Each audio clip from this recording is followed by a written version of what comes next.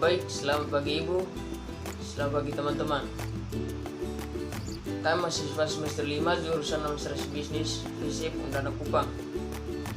Video ini kami buat untuk memenuhi tugas mata kuliah Bisnis Internasional.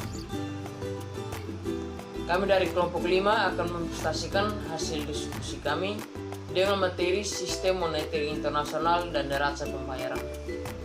Sebelum itu, saya akan memperkenalkan diri saya bersama dengan anggota-anggota saya.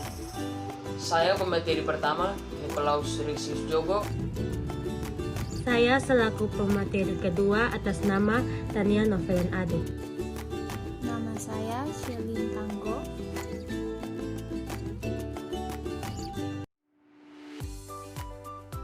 Perang mata uang global. Sejumlah ahli mengkhawatirkan bahwa telah pecah perang global sebagai akibat dari resesi global 2008-2009. Perang ini tidak sedang bertarung dengan senapan, tetapi dengan nilai tukar. Nilai tukar, nilai mata uang sebuah negara terhadap mata uang negara kedua telah menjadi senjata pilihan karena nilai tukar mempengaruhi daya saing sebuah negara. Intensitas ancaman bagi perusahaan domestik yang rentan terhadap impor asing dan bahkan kemampuan suatu negara untuk menarik investasi asing langsung. Yang berikutnya, sejarah sistem moneter internasional. Sistem moneter internasional saat ini berakar pada daya tarik emas dan perak kuno, yang mana keduanya berlaku sebagai media pertukaran dalam perdagangan awal antar suku dan kemudian perdagangan antar kota dan negara. Berikut standar emas. Dalam standar emas, negara-negara setuju untuk membeli atau menjual mata uang kertas untuk ditukar dengan emas atas permintaan individu atau perusahaan dan berlawanan dengan penimbunan emas. Merkantilisme untuk mengizinkan ekspor bebas terhadap emas, barang, dan koin emas. Yang berikutnya, standar emas secara efektif menciptakan sistem nilai tukar tetap. Nilai tukar adalah harga suatu mata uang terhadap mata uang kedua.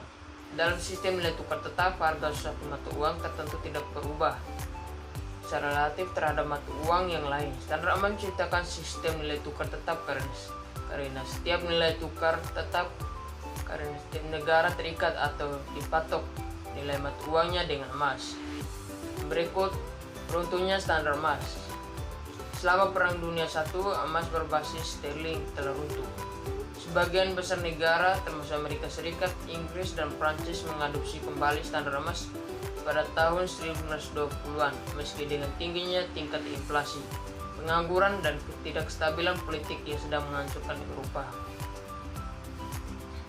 Yang berikutnya, era Bretton Woods. Pada 1944, perwakilan dari 44 negara bertemu di sebuah resort di Bretton Woods, New Hampshire. Para peserta konferensi Bretton Woods sepakat untuk memperbarui standar emas dengan dasar yang banyak dimodifikasi.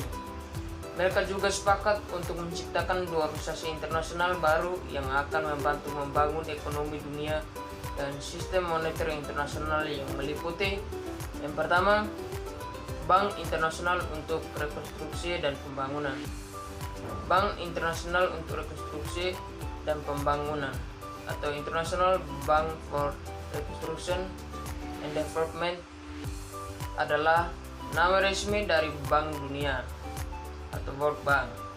Bank Dunia yang didirikan pada 1945 bertujuan awal untuk membantu mendanai rekonstruksi ekonomi Eropa yang hancur karena perang. Yang kedua, Dana Moneter Internasional. Perjanjian Bretton Woods meminta dibentuknya Dana Moneter Internasional untuk mengawasi berfungsinya sistem moneter internasional. Yang berikutnya, standar emas berbasis dolar.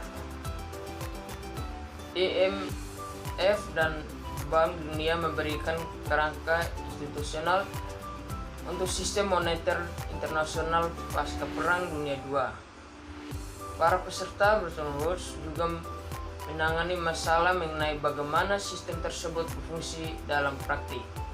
Sistem negara setuju untuk merancang nilai mata uang mereka terhadap emas. Oleh karena setiap negara menetapkan nilai par untuk nilai mata uangnya. Perjanjian Bretton Woods menghasilkan sistem nilai tukar tetap. Stabilitas dalam nilai tukar ini menguntungkan bisnis internasional karena sistem Bretton Woods umumnya memberikan jaminan bahwa nilai tetap mata uang akan tetap stabil. Selanjutnya seberi kepada teman. Berakhirnya sistem Bretton Woods.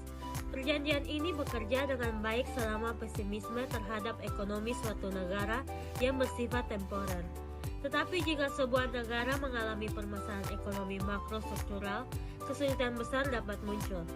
Situasi ini menyerupai pengambilan uang secara beramai-ramai pada sebuah bank. Bank tidak pernah mempunyai cukup banyak uang tunai di tangan untuk menguangkan seluruh kewajiban. Sistem Bretton Woods khususnya rentan terhadap pengambilan uang beramai-ramai pada bank yang bersifat spekulatif tersebut karena terdapat risiko yang kecil untuk bertaruh terhadap suatu mata uang pada saat-saat yang meragukan. Inggris menghadapi jenis perubahan uang secara beramai-ramai di bank ini pada November 1967. Pengambilan uang secara beramai-ramai pada Bank Sentral Inggris dan Prancis ini merupakan pertanda terjadinya hal yang sama pada sebagian besar bank penting dalam sistem Bretton Woods, US Federal Reserve Bank. Ironisnya, diandalkannya sistem Bretton Woods pada dolar akhirnya menyebabkan kegagalan sistem tersebut. Kinerja sistem moneter internasional sejak 1971. Bank sentral utama mengakui bahwa mereka tidak berhasil melawan kekuatan pasar bebas sehingga menetapkan sistem nilai tukar fleksibel. Sistem nilai tukar fleksibel atau mengambang, yaitu penawaran dan permintaan akan suatu mata uang menentukan harganya dalam pasar dunia. Sejak 1973, nilai tukar di antara banyak mata uang telah ditetapkan terutama berdasarkan interaksi dari penawaran dan permintaan. Konferensi pasca Perang Dunia II lainnya. Sistem moneter internasional yang telah muncul dari perjanjian Jamaika tidak selamanya memuaskan semua bank sentral dunia. Sejak 1976, bank-bank sentral telah bertemu beberapa kali untuk memecahkan konflik kebijakan di antara mereka sendiri. Pertemuan tersebut menghasilkan perjanjian Plaza atau bisa disebut Plaza Accord, di mana sejumlah bank sentral sepakat untuk membiarkan nilai dolar jatuh pada pasar mata uang dan nilai dolar benar-benar jatuh. Dikarenakan khawatir akan devaluasi lanjutan terhadap dolar akan mengganggu perdagangan dunia, pada Februari 1987, perjanjian Love Accord menentangkan komitmen dari kelima negara ini untuk menstabilkan nilai dolar. Krisis utang internasional. Sistem nilai tukar fleksibel yang diberlakukan pada tahun 1973 dengan segera mendapat ujian berat. Sebagai balasan terhadap kemenangan Israel dalam Perang Arab-Israel pada 1973, negara-negara Arab memperlakukan embargo pada pengiriman minyak bumi ke negara-negara seperti Amerika Serikat dan Belanda. Sebagai akibatnya, organisasi negara-negara pengekspor minyak bumi berhasil dalam menaikkan harga minyak bumi dunia hingga 4 kali lipat. Peningkatan harga minyak bumi yang sangat cepat ini menyebabkan tekanan inflasi di negara-negara pengekspor minyak bumi. Selanjutnya akan dilanjutkan oleh teman saya.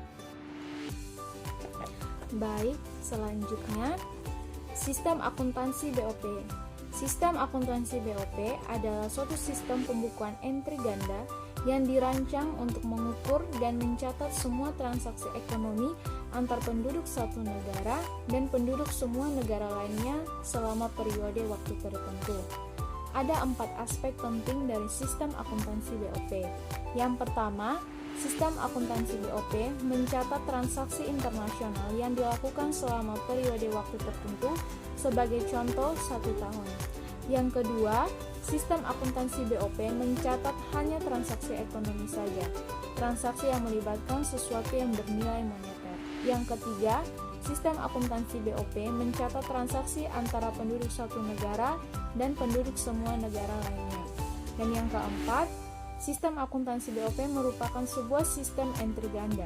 Setiap transaksi menghasilkan entry kredit dan entry debit dengan nilai sama. Berikut komponen utama dari sistem akuntansi BOP. Yang pertama, akun lancar. Akun lancar mencerminkan ekspor dan impor barang, ekspor dan impor jasa, pendapatan investasi, dan pemberian.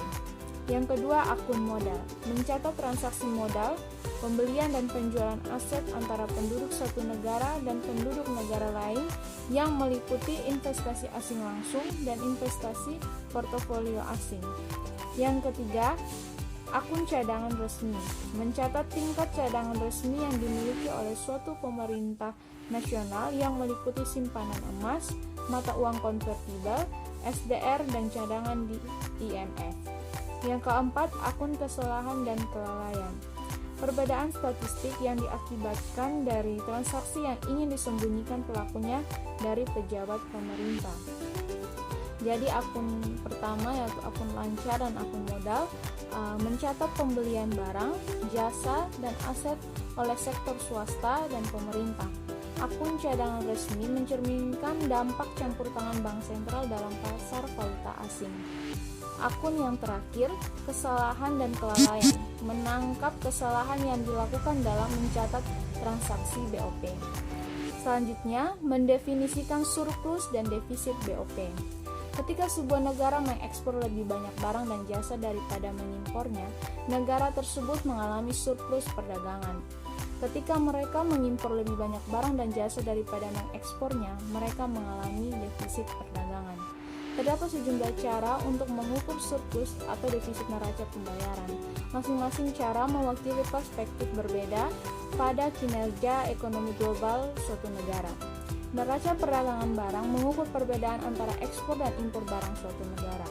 Neraca jasa menjadi semakin penting karena ekspansi yang cepat dari sektor jasa di berbagai ekonomi.